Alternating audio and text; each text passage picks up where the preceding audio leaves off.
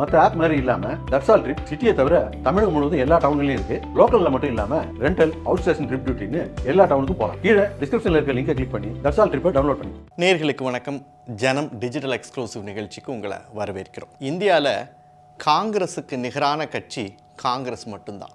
தொடர்ச்சியாக நாட்டு மக்களை தவறான பாதையில் வழி நடத்துறதுல அந்த கட்சி மட்டும் தங்களுக்குன்னு ஒரு தனி பாதையை போட்டுக்கிட்டே இருப்பாங்க. பிரதமர் மோடி தொடர்ச்சியாக நாட்டை பொருளாதார வளர்ச்சியில் கொண்டு போகிறதா இருக்கட்டும், மேக் இன் இந்தியா திட்டத்தை தொடர்ந்து வளர்ச்சி பெற செய்கிறதா இருக்கட்டும், ஊழல்களை ஒழிக்கிறதா இருக்கட்டும், இப்படி எந்த விஷயத்தை நடைமுறைப்படுத்தினாலும் அதில் ஏதாவது ஒரு பிரச்சனையை கண்டுபிடிச்சி அல்லது அதில் ஏதாவது ஒரு பொய்யான குற்றச்சாட்டை ஏற்படுத்தி நாட்டு மக்களை வழி நடத்துறதுல காங்கிரஸ் தொடர்ச்சியாக ஒரு முயற்சியை எடுத்துக்கிட்டே இருக்காங்க. அப்படித்தான் இப்படி இந்தியாவுக்கும் அமெரிக்காவுக்கும் இடையில் ஏற்பட்டுள்ள இந்த வர்த்தக ஒப்பந்தம், அது ஒரு இடைக்கால ஒப்பந்தமாக தான் ஏற்பட்டிருக்கு. அந்த ஒப்பந்தத்தில் அமெரிக்காவுக்கு சாதகமான பல முடிவுகளை மோடி எடுத்திருக்கார். ட்ரம்ப்புக்கு மோடி பணிஞ்சு போயிட்டார் அப்படின்னு சொல்லி ஒரு மிகப்பெரிய குற்றச்சாட்டை காங்கிரஸ் எழுப்பியிருக்கு. அது மட்டும் இல்லை, இந்திய விவசாயிகளோட நலனை சமரசம் பண்ணிக்கிட்டு பாஜக இந்த முடிவை எடுத்துட்டாங்க. இதனால இந்திய விவசாயிகள் பெரிய அளவில் பாதிக்கப்பட போறாங்க அப்படிங்கிற ஒரு பெரிய குற்றச்சாட்டையும் ஏற்படுத்தி பஞ்சாப் போன்ற மாகாணங்களில் விவசாயிகளை தவறான பாதையில் வழிநடத்தி அவங்கள போராட்டத்திலையும் ஈடுபட வச்சிருக்காங்க. நமக்கு எல்லாருக்குமே தெரியும், ஆபரேஷன் சிந்தூர் நடவடிக்கையின் போது கூட ட்ரம்ப்பு நான் சொன்னனால தான் இந்த போரை நிறுத்துறதுக்கு இந்தியா ஒத்துக்குச்சு அப்படின்னு சொன்னப்ப அதை திட்டவட்டமாக மறுத்தவர் பிரதமர் மோடி. ஒட்டுமொத்த தேசமும் அதை மறுத்தது. ஆனால் காங்கிரஸ் தொடர்ச்சியாக முன்வைத்த குற்றச்சாட்டு என்ன அப்படின்னா, அமெரிக்கா சொன்னனால தான் இந்தியா இந்த போரை நிறுத்துனுச்சு அப்படின்னு சொல்லி. ஆனால் ட்ரம்ப் ஃபோன் செய்தப்ப பிரதமர் மோடி அந்த ஃபோன் காலை எடுக்கலை அப்படிங்கிறது கூட பல ஊடகங்களில் செய்தியாக வந்துச்சு. இதுக்கு நடுவில் அமெரிக்க அதிபர் ட்ரம்ப் இந்தியா ரஷ்யா கிட்ட ஆயில் வாங்கி உக்ரைன் ரஷ்யா போரை ஊக்குவிக்குது, அதனால் இந்தியாவுக்கான வரியை நான் 50% உயர்த்துறேன், தொடர்ச்சியாக ரஷ்யா கிட்டேருந்து ஆயில் வாங்குறதுனால நான் கூடுதலாக ஒரு 50% உயர்த்துறேன் அப்படின்னு சொல்லி இந்தியாவிற்கு கிட்டத்தட்ட 100% விதித்த வரியை இன்னைக்கு மறுபடியும் அமெரிக்கா கூட ஸ்ட்ராட்டஜிக்கலாக ஒரு பேச்சுவார்த்தையை நடத்தி அவங்கள பணிய வச்சு ட்ரம்ப் வாயாலே இந்தியாவுக்கான வரியை 18% குறைக்கிறேன் அப்படின்னு சொல்ல வச்சிருச்சு இந்தியா. இதுதான் இந்தியாவினுடைய ஸ்ட்ராட்டஜிக்கல் மூவ். இதில் இந்தியா காங்கிரஸ் குற்றம் சாட்டின மாதிரி விவசாயிகளுடைய நலனை சமரசம் செய்து கொண்டார்களா, உள்நாட்டு உற்பத்தியாளர்கள் பாதிக்கப்பட போகிறார்களா அப்படின்னு பல கேள்விகள் எழுந்தது. இதற்கு உடனடியாக மத்திய வர்த்தகத்துறை அமைச்சர் பியூஷ் கோயல் இன்னைக்கு நாட்டு மக்களை சந்தித்து இந்த விளக்கத்தை ரொம்ப தெளிவாக கொடுத்துட்டார். காங்கிரஸ் விவசாயிகளை தவறான பாதையில் வழி நடத்துகிறாங்க.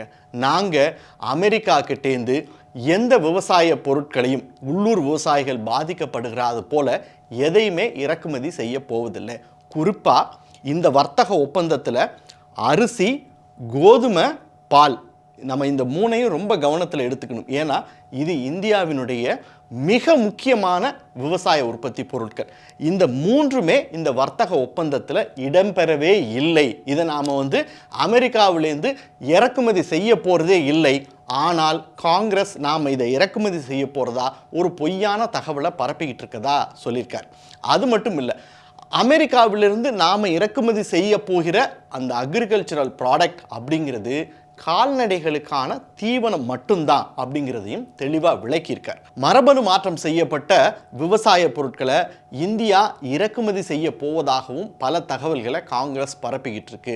அதுலேயும் எந்த விதமான உண்மையும் இல்லை, அது ஒரு முழுக்க ஒரு பொய் அப்படிங்கிற விஷயத்தையும் பியூஷ் கோயல் தெளிவாக தெளிவுபடுத்திட்டார். இது மட்டும் இல்லை, ட்ரம்ப் நான் பிரதமர் மோடி கூட பேசி ஒரு வர்த்தக ஒப்பந்தத்துக்கு முடிவுக்கு வந்துட்டோம், இந்தியா ரஷ்யா கிட்டேருந்து ஆயில் வாங்குறத முழுவதுமாக நிறுத்த போகிறாங்க அப்படின்னு ஒரு ட்வீட் போட்டிருந்தார். இதையும் காங்கிரஸ் கேள்வி எழுப்பியிருந்தது. ஆனால் உண்மை என்ன, இப்போ வரைக்கும் இந்தியா நாங்கள் ரஷ்யா கிட்டேருந்து ஆயில் வாங்குறத முழுவதுமாக நிறுத்த போகிறோம் அப்படின்னு எந்த விதமான விளக்கமும் கொடுக்கல. அதே நேரத்தில் இந்தியா இதை எப்படி கையாளுறாங்க அப்படின்னா, நமக்கு எண்ணெய் வாங்குவதற்கான ஒரு மல்டிபிள் டோர், பல கதவுகள் இப்போ திறந்திருக்கு.